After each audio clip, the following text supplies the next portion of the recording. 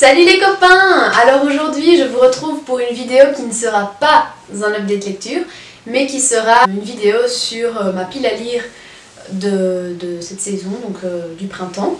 Je voulais faire un update lecture mais j'aimerais avoir lu un peu plus de livres pour pouvoir vous présenter une vidéo update plus fournie. Donc voilà, j'attends encore un ou deux livres, voire trois pour vous faire ça, donc ça arrivera très bientôt. Là, je vais vous présenter donc la pile à lire que je me suis faite pour le printemps. Peut-être qu'elle est trop grande et que je n'irai pas tout, mais je me suis dit mieux vaut mettre trop de livres que pas assez. Donc voilà. J'ai déjà lu certains livres qui font partie de cette palle, mais je vous en parlerai plus tard. Je vous en parlerai pas dans cette vidéo pour ne pas vous spoiler mon avis. Donc voilà, on va commencer tout de suite avec cette petite pile à lire qui est derrière moi. Comme vous pouvez le voir, mon étagère n'est pas très remplie parce que je suis en train de faire du tri dans mes livres et j'aimerais après faire une belle bibliothèque pour avoir un joli fond pour ces vidéos. Sans plus tarder, nous allons commencer à parler du vif du sujet. Alors, tout d'abord, j'aimerais lire la duologie de Leigh Bardugo qui est Six of Crows. Donc à l'heure actuelle, j'ai fini Grisha. Et j'aimerais pouvoir me lancer dans la saga entière en lisant Six of Crows qui se déroule juste après Grisha, je pense quelques années après. J'ai reçu King of Scars pour mon anniversaire, donc j'ai vraiment trop hâte de lire Six of Crows et puis de lire King of Scars. Et pour ce faire, je me suis commandé ces deux merveilleuses éditions qui sont vraiment trop belles. Donc les livres ici, ces éditions là sont en anglais, mais souvent quand je lis un livre, je lis en parallèle sur ma liseuse pour le soir, parce que le soir c'est plus facile de lire sa liseuse dans son lit, comme ça je peux bouger etc sans abîmer mon livre. Et sur ma liseuse ils sont en français, donc si jamais l'anglais est trop dur pour moi, mais je pense que ça ira, je les lirai sur ma liseuse. Mais voilà, je les ai eu en réduction sur Book Depository, je vous mettrai le lien. Et ils étaient vraiment pas chers du tout, il y avait une réduction, alors j'ai sauté sur l'occasion parce qu'ils sont vraiment trop beaux, donc voilà. Donc pour ceux qui ne connaissent pas Six of Crows, on est toujours dans l'univers du Grishaverse que Leigh Bardugo a créé. Donc, je vous en ai parlé dans ma vidéo précédente quand je vous ai parlé de Grisha. C'est un univers vraiment à part entière et c'est vraiment très chouette. Et je sais que Six of Crows est nettement meilleur que Grisha de tous les avis que j'ai lus. Je pense que c'est à l'unanimité Six of Crows qui prend le dessus sur Grisha. Donc j'ai vraiment très hâte de pouvoir les lire. Et j'ai très envie, très hâte de lire King of Scars. Parce que je sais que le livre parle d'un de mes personnages préférés dans cette saga. Donc voilà, j'ai vraiment hâte de les lire. Ensuite, pour rester dans la même vibe, donc un peu le même univers, etc., j'aimerais lire le premier tome de Shades of Magic. Donc je l'avais commencé, il me semble, j'avais commencé l'été dernier. Et j'avais tellement de livres à lire que j'ai entamé plein de livres. Et au final, celui-là, je sais pas pourquoi, je l'ai pas continué. Alors que le résumé me plaît, de ce que j'ai lu, enfin des chapitres que j'ai lus, l'histoire me plaisait. Et je sais pas pourquoi, je me suis interrompue.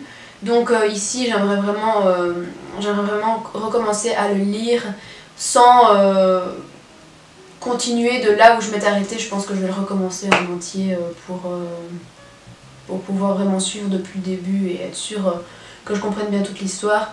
Donc voilà, je sais que Shades of Magic c'est une saga, c'est une trilogie qui fait énormément parler parce que l'autrice est assez connue, elle a écrit également Vicious et Vengeful. Je sais pas si c'est une duologie ou si ce sera une saga, j'en sais rien du tout. Mais voilà, j'aimerais vraiment bien le lire, donc je pense que je vais m'y remettre, comme ça je pourrais me dire il est lu et voilà. Pour ceux qui ne connaissent pas Shades of Magic, je sais que de ce que j'ai lu, on arrive dans un monde où, enfin dans un univers plutôt, où il existe 4 mondes différents. Donc il y a le Londres rouge, le Londres gris, le Londres noir et le Londres blanc, il me semble. Certains peuvent voyager entre les mondes et certains mondes possèdent encore de la magie alors que d'autres non. Il me semble que c'est ça comme résumé. Donc voilà un petit résumé, je vais peut-être pas vous le lire tout parce qu'il est long quand même. Donc un autre monde vous attend là de l'autre côté du mur. Quel est le dernier des magiciens de sang, des sorciers capables de voyager d'un monde à l'autre? Des mondes, il y en a 4, dont Londres est à chaque fois le cœur et l'âme. Le nôtre est gris, sans magie d'aucune sorte. Celui de Quel, rouge, on y respire le merveilleux à chaque bouffée d'air. Le troisième est blanc. Là, les sortilèges se font si rares qu'on y tranche la gorge pour une simple incantation. Le dernier est noir, noir comme la mort, qui l'a envahi quand la magie a dévoré tout ce qui s'y trouvait, obligeant les 3 autres à couper tout lien avec lui. Voilà. Je vais pas lire le reste parce que voilà, c'est long. Mais je sais qu'il va être question de 2 personnages. Donc un qui sait traverser les mondes et un autre qui va ramener un objet dans le Londres rouge. Un objet qui vient du Londres gris, noir ou blanc, je sais plus. Et c'est vraiment, c'est interdit de ramener des objets des autres mondes parce que ça peut déséquilibrer, je pense, l'univers, on va dire. Donc voilà. Ça tombe, je dis des bêtises, non, je ne pense pas quand même que je dis des bêtises. Mais voilà en gros le résumé. J'ai vraiment hâte de lire parce que c'est une saga dont tout le monde parle et je pense que c'est un univers qui me plairait assez parce que voilà, ce genre de saga, fantasy, dystopique, etc. ce sont des genres qui le plus souvent me plaisent et c'est très rare que je sois déçue. Le 4e livre que j'aimerais lire, c'est le 5e et dernier tome de Percy Jackson. Donc je l'ai ici et je me tâte de le lire depuis quelques semaines parce que j'ai pas envie de dire au revoir à cette saga. Ça a été vraiment un véritable coup de cœur. Je me suis vraiment rendu compte que j'ai raté mon enfance, franchement, de ne pas la lire. J'aurais dû les lire au même moment où j'ai lu les Harry Potter. Ça a été vraiment des petites lectures doudou pour moi et à chaque fois j'ai pris vraiment plaisir dans ces lectures-là. Même si je sais que l'auteur a écrit d'autres sagas où Percy intervient, où les autres personnages interviennent, etc. Et d'autres sagas où on voit apparaître de nouveaux personnages, mais toujours sur la mythologie. Donc c'est dur de dire au revoir à une saga qu'on aime tant comme ça. Pour ceux qui ne savent pas de quoi parle Percy Jackson, mais j'en doute encore, j'en ai parlé dans ma précédente vidéo date lecture, donc voilà. Et dans ce volet, dans ce dernier tome, on va suivre la dernière bataille, donc la bataille finale entre la colonie des Sans-Mêlés, les dieux et le titan Chronos qui est leur ennemi numéro 1, va-t-on dire, et toute son armée. Donc on va savoir comment toute l'histoire, comment toute cette saga se conclut. Et j'ai vraiment très hâte de lire ce livre. Mais à la fois j'ai très peur d'être déçue ou par la fin. Voilà, il va falloir que je me jette à l'eau pour le lire et pour conclure cette saga. Voilà. Le prochain livre que j'aimerais lire, il s'agit de Truly Devious de Maureen Johnson. Donc c'est un livre qui n'a pas encore été traduit en français, il me semble. Je l'ai reçu aujourd'hui en fait. C'est un livre que je vais lire en lecture commune avec le groupe de lecture Bookshelf Club. Bookshelf en fait. C'est un groupe de lecture que 4 jeunes booktubeuses ont créé sur Goodreads. Je vous mettrai le lien de leur chaîne en barre d'infos. Donc c'est un livre policier contemporain, il me semble. C'est l'histoire d'une école dans le Vermont qui a été construite, bâtie au XXe siècle par un homme. Et suite à ça, sa famille, donc sa fille et sa femme vont se faire kidnapper par quelqu'un qui va signer ce kidnapping Truly Devious. Ce crime va faire parler énormément de lui. Et dans ce livre, on va suivre une jeune fille qui va entrer dans cette école et qui va vouloir résoudre en fait ce crime, qui va vouloir résoudre l'énigme de ce crime. Donc elle va se lancer dans une quête d'indices, je pense, et elle va devoir aussi se faire à sa nouvelle vie dans cette école avec ses nouveaux colocataires, etc.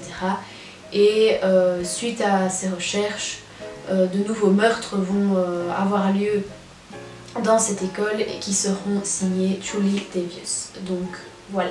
Je ne lis absolument jamais ce genre de livre, c'est parce que ce livre, par le résumé, me faisait envie et j'ai vraiment eu envie de me lancer dans quelque chose que je ne lis pas habituellement pour ce mois-ci, pour cette saison de printemps.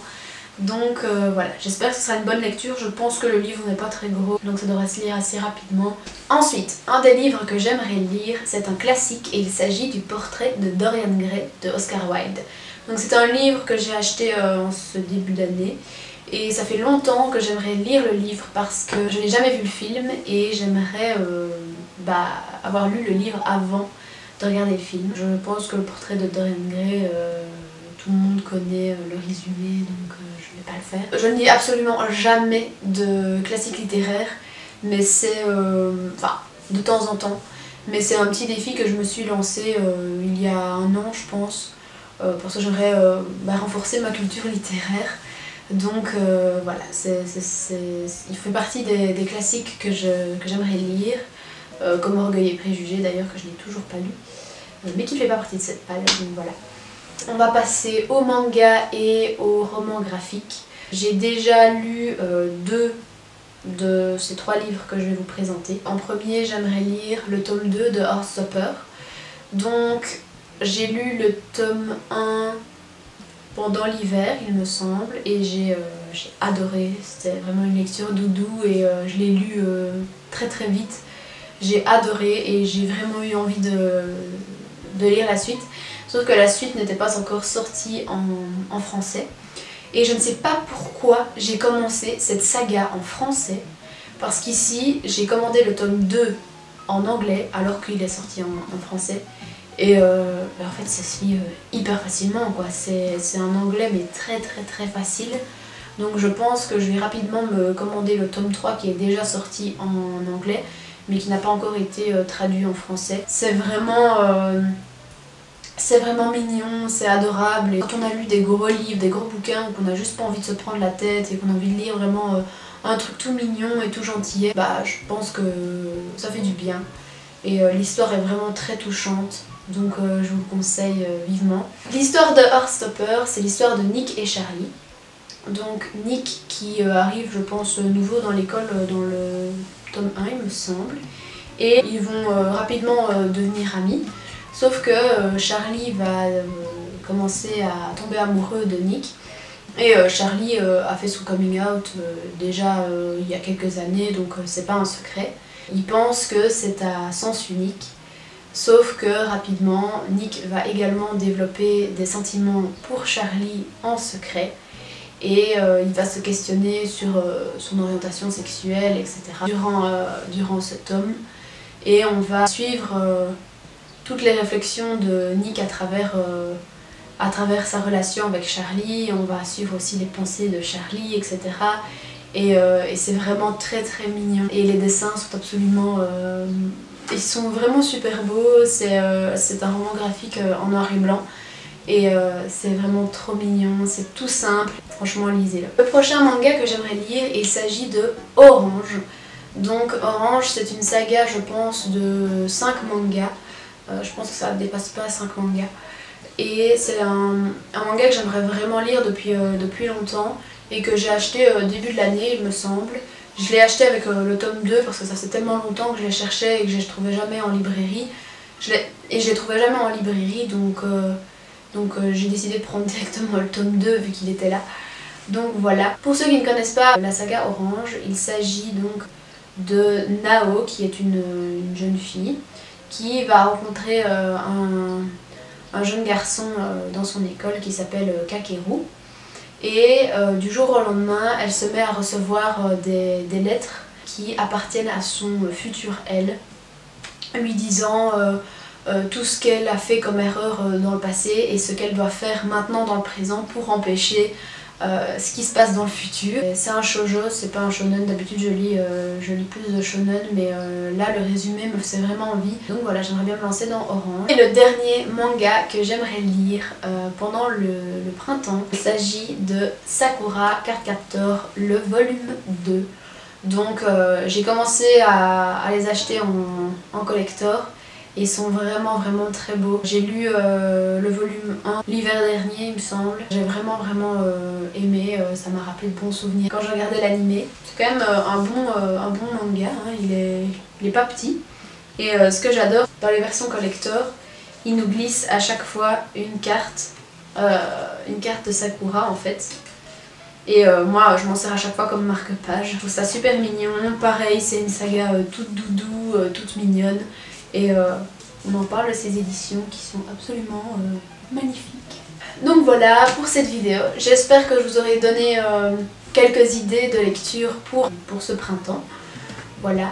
N'hésitez pas à me dire dans les commentaires vous aussi ce que vous lisez, parce que moi aussi ça peut me donner des idées.